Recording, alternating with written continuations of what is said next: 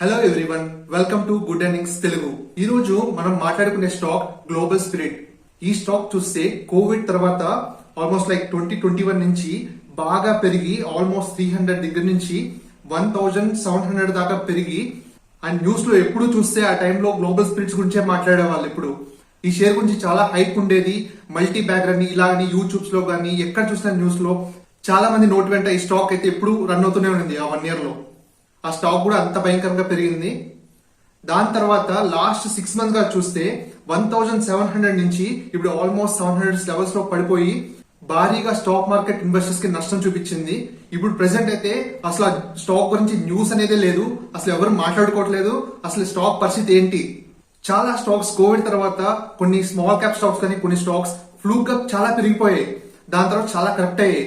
ఇది కూడా ఊరికే ఫ్లూక్ లో అన్ని పెరిగిపోతే అన్ని స్టాక్స్ తో పాటు ఇది పెరిగిపోయిందా? నిజంగానే కంపెనీ ఫండమెంటల్ స్ట్రాంగ్ గా ఉన్నాయా? మంచి స్టాక్ గా ఫ్యూచర్ లో బాగుంటుందా? అసలు ఈ స్టాక్ చేసే బిజినెస్ ఏంటి? వీళ్ళకి ఫ్యూచర్ గ్రోత్ ఉందా లేదా? వాల్యుయేషన్స్ ఎలా ఉన్నాయి? ఇవన్నీ కంపెనీ గురించి మనం డిస్కస్ చేద్దాం. ఫస్ట్ ఈ కంపెనీ బిజినెస్ ఏం చేస్తుందో చూద్దాం. వీళ్ళ రెవెన్యూస్ ఎక్కడి నుంచి వస్తున్నాయి మెయిన్ గా, వీటి గురించి మనం డిస్కస్ చేద్దాం. ఈ కంపెనీ నేమ్ చూస్తే global spirits. It's an alcohol based company. ఈ కంపెనీ మెయిన్ మ్యానుఫ్యాక్చర్ చేసేది ఆల్కహాల్. ఓకే, డీటెయిల్ గా చూద్దాం. వీళ్ళ ఫస్ట్ మెయిన్ గా ప్రొడ్యూస్ చేసేది ఈఎన్ఏ. ఈఎన్ఏ అంటే ఎక్స్ట్రా న్యూట్రల్ ఆల్కహాల్. ఇది మెయిన్ రా మెటీరియల్. ఒక ఆల్కహాల్ మనం తయారు చేస్తారు చూడండి, అది తాగడానికి. ఆ ఆల్కహాల్ లో మెయిన్ మనకు కావాల్సిన రా మెటీరియల్ ఈఎన్ఏ. ఈ రా మెటీరియల్ ని తయారు చేసి వేరే పెద్ద పెద్ద కంపెనీస్ కి వీళ్ళు బల్క్ గా ఇస్తారనమాట. ఇది వీళ్ళ మెయిన్ బిజినెస్. అలా బల్క్ గా రా మెటీరియల్ ఇవ్వడమే కాకుండా వీళ్ళు పర్సనల్ గా వీళ్ళ ఓన్ బ్రాండ్స్ కూడా స్టార్ట్ చేశారు, ఉన్నాయి. అది రీసెంట్ గా వాటిని డైరెక్ట్ కస్టమర్ కి ఇస్తున్నారు ఎండ్ ప్రొడక్ట్. అలా కస్టమర్ కి ఇవ్వడం వల్ల వీళ్ళకి మార్జిన్స్ అయితే పెరుగుతాయి కదా. దాని వల్ల మనం రీసెంట్ టైమ్స్ లో చూస్తే లాస్ట్ 2-3 years నుంచి వాళ్ళు అలా కస్టమర్స్ డైరెక్ట్ గా ఇవ్వడం పెంచుతున్నారు, డైరెక్ట్ గా సెల్ చేస్తున్నారు వాళ్ళ ఓన్ బ్రాండ్స్. దాని వల్ల వీళ్ళకి మార్జిన్స్ పెరుగుతున్నాయి. అదే కాకుండా కోవిడ్ తర్వాత చూస్తే వాళ్ళకి రా మెటీరియల్స్ ప్రైజెస్ తగ్గుతున్నాయి. దాని వల్ల వాళ్ళకి మంచి ప్రాఫిట్స్ మార్జిన్స్ వచ్చాయి. ఓకే, వీళ్ళ రా మెటీరియల్స్ ఏం యూజ్ చేస్తారు? మనం రైస్ తయారు చేస్తాం చూడండి, ఆ వడ్లు నుంచి రైస్ చేసేటప్పుడు బ్రోకెన్ రైస్ వస్తాయి కదా, వేస్ట్ ఉంటుంది బ్రోకెన్ రైస్. ఆ బ్రోకెన్ రైస్ తో వీళ్ళు తయారు చేస్తారు ఈ ఆల్కహాల్. అదే ఈఎన్ఏ అని చెప్పాను కదా. ఈ ఈఎన్ఏ ఆ బ్రోకెన్ రైస్ నుంచి తయారు చేస్తారు. అండ్ వీళ్ళు ఈ బ్రోకెన్ రైస్ నుంచి ఈఎన్ఏగా చేసేటప్పుడు మధ్యలో వేస్ట్ వస్తాయి చూడండి, ఎక్స్క్రీట్స్ అంటే ఇంకా లాస్ట్ లో వేస్ట్ పడేసే ఉంటాయి చూడండి. అవి వాళ్ళు అనిమల్ ఫీడ్ గా యూజ్ చేస్తారు. అది కూడా సెల్ చేస్తూ వాటి నుంచి కూడా మంచి రెవెన్యూ సంపాదిస్తున్నారు. అండ్ ఇవే కాదు, వీళ్ళు ఇథనాల్ కూడా మ్యానుఫ్యాక్చర్ చేస్తుంటారు. ఈ బ్రోకెన్ రైస్ నుంచి ఈఎన్ఏ కాకుండా ఇథనాల్ కూడా ప్రొడ్యూస్ చేస్తుంటారు. ఈ ఇథనాల్ ని ఎక్కడ యూజ్ చేస్తామంటే నార్మల్ గా పెట్రోల్ వాటర్ లో మిక్స్ చేస్తుంటారు. కానీ రీసెంట్ గా ఫ్యూయల్ కాస్ట్ బాగా పెరుగుతుందన్న దాంతో మన గవర్నమెంట్ పెట్రోల్ లో ఇంకా ఇథనాల్ ఎక్కువ మిక్స్ చేసి యూజ్ చేయడం వల్ల మనకి పెట్రోల్ కాస్ట్ తగ్గుతుందని చెప్పి ఈ మధ్య ఇథనాల్ ని బాగా పెంచడానికి బాగా ఇంప్రూవ్ చేస్తుంది మన గవర్నమెంట్. దీని వల్ల రీసెంట్ టైమ్స్ లో లాస్ట్ 1-2 years లో ethanol based stocks, ethanol manufacture చేసే స్టాక్స్ కి మంచి ప్రాఫిట్స్ వచ్చాయి, బాగా పెరిగాయి కూడా. లాస్ట్ 1-2 years లో ఈ స్టాక్ పెరగడానికి రీజన్ అది కూడా ఉంటుంది. వీళ్ళకి ఒక బెనిఫిట్ ఏది ఉందంటే వీళ్ళ మ్యానుఫ్యాక్చరింగ్ యూనిట్స్ ఉన్నాయి చూడండి, దానిలో ఇథనాల్ అయినా ప్రొడ్యూస్ చేయొచ్చు, లేదా ఈ ఈఎన్ఏ చెప్పాను కదా raw material use for alcohol, ఇది కూడా ప్రొడ్యూస్ చేయొచ్చు సేమ్ యూనిట్ లో. ఎప్పుడైతే మనకి ఇథనాల్ కావాలో ఇథనాల్ ప్రొడ్యూస్ చేయొచ్చు, ఎప్పుడైతే ఈఎన్ఏ కావాలో అప్పుడు ఇది ప్రొడ్యూస్ చేయొచ్చు. ఎలా కావాల్సి అలా యూనిట్స్ ని వాళ్ళు చేంజ్ చేసుకోవచ్చు, అప్పటికప్పుడు మార్చుకొని ఏ ప్రొడక్షన్ కావాల్సి అది ప్రొడ్యూస్ చేయొచ్చు వాళ్ళు. ఒకవేళ వీళ్ళు ఇథనాల్ ఎక్కువ ప్రాఫిట్ రావట్లేదు అనుకోండి, దీనికి మార్చొచ్చు ఆ యూనిట్ ని. ఇది ఒక మంచి బెనిఫిట్ వీళ్ళకి. ఇదే కాకుండా వీళ్ళకి ఇంకొక బిజినెస్ ఉంది, బాటిల్స్ మ్యానుఫ్యాక్చరింగ్. వీళ్ళు ఆల్కహాల్ చేస్తారు కదా, ఆ ఆల్కహాల్ ప్యాకేజ్ చేసి ఎండ్ యూజర్స్ కి సప్లై చేయడానికి ఈ బాటిల్స్ వీళ్ళే ఓన్ గా మ్యానుఫ్యాక్చర్ చేసి వీళ్ళే ఎండ్ కస్టమర్ కి పాస్ చేస్తారు. ఓన్లీ ఆ బాటిల్స్ వీళ్ళే యూజ్ చేయకుండా వేరే ఆల్కహాల్ మ్యానుఫ్యాక్చర్స్ కి వీళ్ళు రా మెటీరియల్ సప్లై చేస్తారు కదా ఈఎన్ఏ, వాళ్ళకి కూడా ఈ బాటిల్స్ ని సప్లై చేస్తుంటారు. వీళ్ళకి మెయిన్ గా రెవెన్యూస్ ఎక్కడ వస్తున్నాయో మనం డిస్కస్ చేసాం. Present ENA raw material direct గా వేరే ఆల్కహాల్ కంపెనీస్ కి సప్లై చేస్తారు, అక్కడి నుంచి వస్తుంది. అండ్ వీళ్ళు ఎండ్ కస్టమర్స్ కి డైరెక్ట్ గా వీళ్ళ ఓన్ బ్రాండ్స్ తో సెల్ చేస్తున్నారు మార్కెట్ లో, అక్కడ వస్తుంది. అండ్ ఈ మ్యానుఫ్యాక్చరింగ్ టైమ్ లో ఎక్స్క్రీట్ మిగులుతుంది కదా, అది కూడా అనిమల్స్ ఫీడ్ లా యూజ్ చేస్తున్నారు, అక్కడి నుంచి కూడా రెవెన్యూస్ వస్తున్నాయి. అండ్ బాటిల్ మ్యానుఫ్యాక్చరింగ్, ఈ బాటిల్ మ్యానుఫ్యాక్చరింగ్ కూడా అక్కడి నుంచి కూడా రెవెన్యూస్ వస్తున్నాయి. అసలు 2021 లో స్టాక్ భారీగా పెరిగి అసలు ఎందుకు పడిపోయింది, వీటి గురించి మనం డిస్కస్ చేద్దాం. అసలు ఎందుకు పెరిగిందంటే ఫస్ట్ థింగ్, వీళ్ళ ఓన్ బ్రాండ్ నుండి వీళ్ళు సప్లై చేస్తున్నారు కదా, దానిలో హైయర్ మార్జిన్స్ వస్తాయని చెప్పాను కదా. ముందు అది తక్కువ పర్సెంటేజ్ సప్లై చేసేవాళ్ళు, ఎక్కువ ఈఎన్ఏ గా రా మెటీరియల్ సప్లై చేసి ఎక్కువ వేరే కంపెనీస్ కి ఎక్కువ ఇచ్చేవాళ్ళు. దాని తర్వాత 2021 నుంచి వీళ్ళ ప్రొడక్షన్ పెంచి ఎక్కువ వీళ్ళ ఓన్ బ్రాండ్ తో ఎక్కువ వీళ్ళు సేల్ చేయడానికి ట్రై చేసి ఎక్కువ మార్జిన్స్ అయితే వచ్చాయి. ఆ మార్జిన్స్ రావడం వల్ల షేర్ ప్రైస్ పెరిగింది. ఇంకా రా మెటీరియల్ కాస్ట్ తగ్గింది. అండ్ ఇంకోటి ఇథనాల్ అని చెప్పాను కదా, ఇథనాల్ స్టాక్స్ ఆ టైంలో బాగా పెరిగాయి. ఇది ఇథనాల్ మ్యానుఫాక్చరింగ్ చేస్తున్న టాక్ తో మంచి ప్రాఫిట్స్ వస్తాయని చెప్పి స్టాక్ అయితే మంచి హైప్ వచ్చి బాగా పెరిగింది. ఇవన్నీ ఇంపాక్ట్ తో స్టాక్ అయితే అసలు చాలా ర్యాపిడ్ గా పెరిగింది ఆ టైంలో.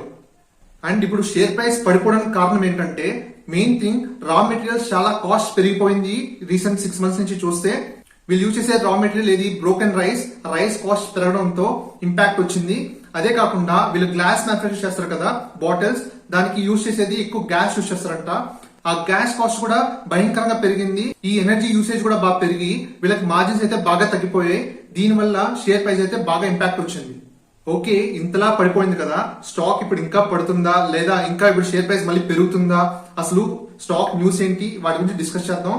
చాలా మంది ఈ స్టాక్ ని పీక్ లో కొని అసలు ఏం చేయాలని ఆలోచిస్తుంటారు. నాకు తెలిసి వాళ్ళు హోల్డ్ చేయాలా, ఎగ్జిట్ అవ్వాలా, మళ్ళీ టైంలో మంచి ఆపర్చునిటీ బై చేయాలా, వీటి గురించి మనం డిస్కస్ చేద్దాం. అండ్ వీళ్ళకి ఒక మంచి న్యూస్ వచ్చింది. 3 days బ్యాక్ ఒక న్యూస్ వచ్చింది ఈడీ నౌ లో. రాజస్థాన్ గవర్నమెంట్ ఆల్కహాల్ ప్రైజెస్ పెంచారు అన్న న్యూస్ వచ్చింది. లాస్ట్ ఇయర్ తో కంపేర్ చేస్తే ఆల్మోస్ట్ డబుల్ చేశారు ఆల్కహాల్ ప్రైజెస్ అన్నట్లు న్యూస్ వచ్చింది. ఆ న్యూస్ చూస్తే వాళ్ళు అసలు ఎందుకు పెంచారు గవర్నమెంట్ అని చూస్తే మెయిన్ థింగ్ వీళ్ళు చెప్పింది రా మెటీరియల్ ప్రైజెస్ బాగా పెరిగాయి ఆల్కహాల్ మ్యానుఫాక్చర్ చేసే వాళ్ళకి. మెయిన్ థింగ్ ఈఎన్ఏ చెప్పాను కదా, ఈఎన్ఏ అండ్ ప్యాకేజింగ్ కాస్ట్ కూడా పెరిగింది. ఈ ఇంపాక్ట్ వల్ల కంపెనీస్ సఫర్ అవుతున్నాయని చెప్పి వీళ్ళు ఆల్కహాల్ ప్రైజెస్ అయితే పెంచడం జరిగింది. దీనివల్ల ఫస్ట్ బాగా బెనిఫిట్ అయ్యే కంపెనీ మన గ్లోబల్ స్పిరిట్స్. అసలు రాజస్థాన్ లో పెంచడం వల్ల ఈ షేర్ కి అంత ఇంపాక్ట్ ఉంటుందా, అసలు ఏంటి అనే దాని నుంచి మనం డిస్కస్ చేద్దాం. మెయిన్ ఇది రాజస్థాన్ బేస్డ్ కంపెనీ, అక్కడే వీళ్ళకి ఎక్కువ రెవెన్యూస్ వస్తున్నాయి. అక్కడ రాజస్థాన్ దగ్గర నుంచి రాజస్థాన్ లో వీళ్ళకి 34% మార్కెట్ షేర్ ఉంది. అండ్ ఆల్మోస్ట్ 70% రెవెన్యూస్ వాళ్ళ కంపెనీ రాజస్థాన్ నుంచే వస్తున్నాయి. అండ్ ఇప్పుడు రాజస్థాన్ లో ఆల్కహాల్ ప్రైజెస్ పెంచడం వల్ల వీళ్ళకి ఎబిటా మార్జిన్స్ బాగా పెరుగుతాయి, ఆల్మోస్ట్ 35% పెరుగుతాయి అన్నట్లు వీళ్ళు చెప్తున్నారు. And company profit after tax వీళ్ళ ప్రాఫిట్స్ అయితే 5% పెరుగుతాయి లాస్ట్ ఇయర్ తో కంపేర్ చేస్తే అన్నట్లుగా చెప్తున్నారు. అండ్ ఇన్ క్రెడిట్ ఈక్విటీస్ వాళ్ళు రీసెర్చ్ చేసి ఆ కంపెనీ పైన ఫ్యూచర్ లో కంపెనీ అయితే చాలా గ్రోత్ అయితే ఉంది. అండ్ వీళ్ళ షేర్ ప్రైస్ టార్గెట్ 3192 అని ఇచ్చారు. ఈ రాజస్థాన్ లో ఆల్కహాల్ ప్రైజెస్ పెంచడం వల్ల గ్లోబల్ స్పిరిట్స్ కి అయితే మంచి ప్రాఫిట్ వచ్చే ఛాన్సెస్ అయితే చాలా ఎక్కువ ఉన్నాయి ఇయర్ లో. అండ్ ఈ న్యూస్ ఒకటే కాదు, నేను లాస్ట్ నవంబర్ లో వీళ్ళ కాన్ఫరెన్స్ కాల్స్ అన్ని విన్నాను. ఆ కాల్ లో వాళ్ళు ఏం చెప్పారంటే ప్రెసెంట్ అయితే రా మెటీరియల్ ప్రైజెస్ పెరగడం వల్ల కంపెనీ అయితే ఇంపాక్ట్ వచ్చింది, మార్జిన్స్ అయితే తగ్గాయి.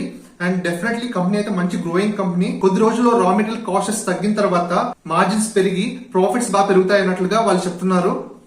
అదే కాదు, వీళ్ళ కొత్తగా న్యూ ప్లాన్స్ వేరే స్టేట్స్ లో కూడా పెడుతున్నారంట. వీళ్ళ కంపెనీని అయితే ఎక్స్పాండ్ చేయబోతున్నారు. ప్రీవియస్లీ వీళ్ళు మెయిన్ గా ఉండేది Rajasthan, west Bengal, Bihar and some other states లో ఉన్నారు. ఇప్పుడు ఇంకా ఎక్స్పాండ్ చేసి వేరే వేరే స్టేట్స్ లో కూడా వీళ్ళు ప్రెజెన్స్ ఉండేటట్లు, వీళ్ళ బ్రాండ్స్ ఉండేటట్లు ఎక్స్పాండ్ చేద్దామని చూస్తున్నారు.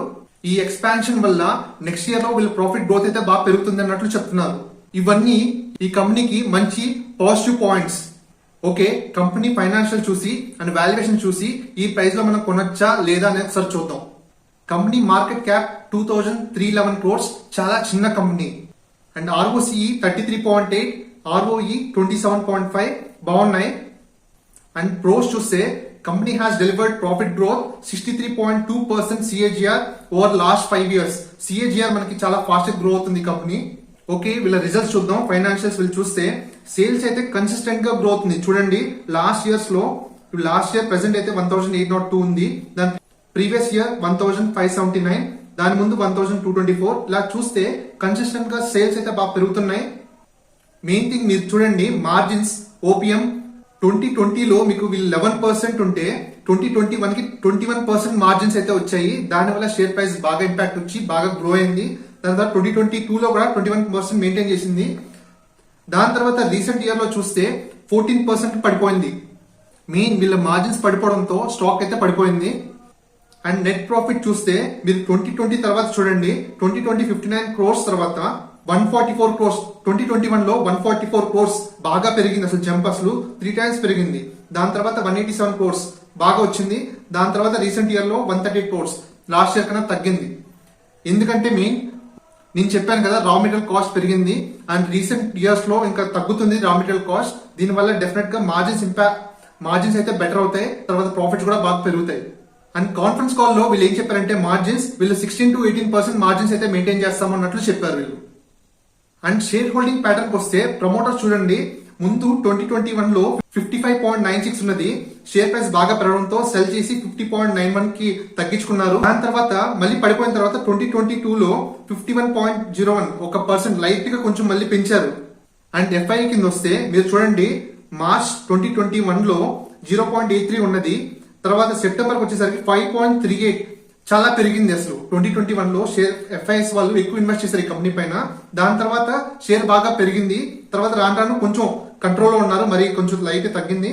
తర్వాత రీసెంట్ టైమ్స్ లో చూస్తే లాస్ట్ సెప్టెంబర్ 4.75 ఉన్నది, ఈ డిసెంబర్ కి 4.83 కొంచెం పెంచారు, అంటే వాళ్ళు పాజిటివ్ గా మళ్ళీ టర్న్ అవుతున్నారు.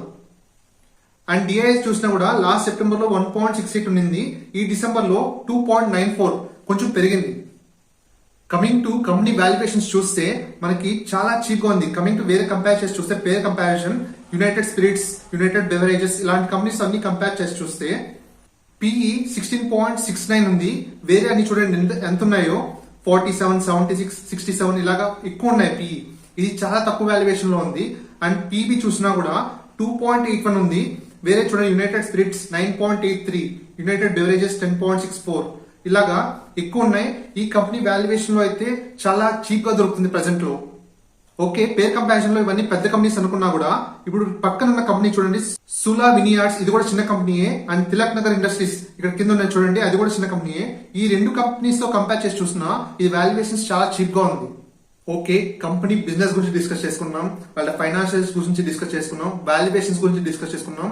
అండ్ వీళ్ళు రీసెంట్ గా న్యూస్ వచ్చింది కదా రాజస్థాన్ లో, అది కూడా పాజిటివ్ పాయింట్, ఆల్కహాల్ ప్రైసెస్ పెంచడం వల్ల, వాటి గురించి కూడా డిస్కస్ చేసుకున్నాం. ప్రెసెంట్ అయితే నాకైతే మంచి బయింగ్ ఆపర్చునిటీగా కనబడుతుంది. కంపెనీ అయితే బాగా గ్రో అవుతుంది, మంచి కంపెనీ, చీప్ వాల్యుయేషన్స్ లో దొరుకుతుంది. ఇవన్నీ చూసాక కంపెనీ అయితే నేను కొందామని డిసైడ్ అయ్యాను. ఈ రోజు మీకు చూడండి, నేను ఆర్డర్ పెట్టాను, ఆల్మోస్ట్ 780 ఆ లెవెల్లో పెట్టాను. స్టార్టింగ్ ఈ రోజు మార్నింగ్ 1% పాజిటివ్ గా స్టార్ట్ అయింది, దాని తర్వాత ప్రైస్ పెరుగుతూనే వెళ్ళిపోయింది, ఆల్మోస్ట్ 4% పైన పెరిగింది ఈ రోజు స్టాక్ అయితే. ఈ రోజు ఆర్డర్ అయితే ట్రిగ్గర్ అవ్వలేదు నాది. డెఫినెట్ గా రేపు అయితే నేను మళ్ళీ కొనడానికి నేను ట్రై చేస్తాను. మీరు ఆల్రెడీ ఈ షేర్స్ అయితే హోల్డ్ చేసుకున్న వాళ్ళైతే, ఈ షేర్స్ అయితే పడి ఉంటే మీకు ఆల్మోస్ట్ మీరు లాస్ లో ఉంటే డెఫినెట్ గా మీరు యావరేజ్ చేసుకోవచ్చు. ఇది మంచి కంపెనీ, ఫ్యూచర్ గ్రోత్ అయితే బాగానే కనపడుతుంది నాకు. అండ్ నియర్ టర్మ్ లో అయితే 1000 అయితే టచ్ అవుతున్న హోప్ అయితే నాకు చాలా ఎక్కువ ఉంది. ఇక్కడ నుంచి 20-30% ఇయర్ లో గ్రోత్ అయితే ఇస్తుందని నేను అనుకుంటున్నాను. ఇన్క్రెడ్ ఈక్విటీస్ వాళ్ళు ఆల్మోస్ట్ 3000 పైన ఇచ్చారు టార్గెట్, అంటే ఇప్పటికిప్పుడు అయిపోదు అనుకుంటున్నాను నేను, కొంచెం టైం పడుతుంది, కానీ నియర్ టర్మ్ లో అయితే పాజిటివ్ అయితే అనిపిస్తుంది నాకు. ఈ వీడియోని కూడా నేను stocks which I by for 2023 ఈ ప్లేలిస్ట్ లో అయితే యాడ్ చేస్తున్నాను. కొత్తగా వచ్చిన వాళ్ళకి చెప్తున్నాను, నేను ఏ స్టాక్స్ అయితే కొంటున్నానో ఇయర్ లో, ఆ ప్రతి ఒక్క స్టాక్ ని, ఆ వీడియోని నేను ఈ ప్లేలిస్ట్ లో యాడ్ చేశాను. ఒకవేళ చూడకపోతే వెళ్ళి ఒక ప్లేలిస్ట్ లో చూడండి, ఆల్మోస్ట్ 9 to 10 వీడియోస్ ఉన్నాయి. ఆ స్టాక్స్ గురించి డిస్కస్ చేస్తూ, నేను ఏ స్టాక్స్ కొంటున్నానో వాటి మీద డీటెయిల్ గా ఎక్స్ప్లెయిన్ చేస్తూ వీడియోస్ చేశాను నేను. Thank you very much. మీకు ఈ ఇన్ఫర్మేషన్ నచ్చితే ఒక చిన్న లైక్ చేయండి, సో దాట్ నాకు ఎంకరేజింగ్ గా ఉంటుంది. ఇంకా మంచి మంచి వీడియోస్ అండ్ స్టాక్స్ గురించి ఎక్స్ప్లెయిన్ చేస్తాను. సబ్స్క్రైబ్ చేసుకోండి నా ఛానల్ ని, సో దాట్ మీకు నోటిఫికేషన్స్ వస్తుంటాయి. అండ్ మన ఛానల్లో స్టాక్ మార్కెట్ గురించి, చాలా స్టాక్స్ గురించి డిస్కస్ చేస్తూ మీకు నోటిఫికేషన్స్ వస్తుంటాయి. ఇది మన ఛానల్, మనం కలిసి ట్రావెల్ చేద్దాం.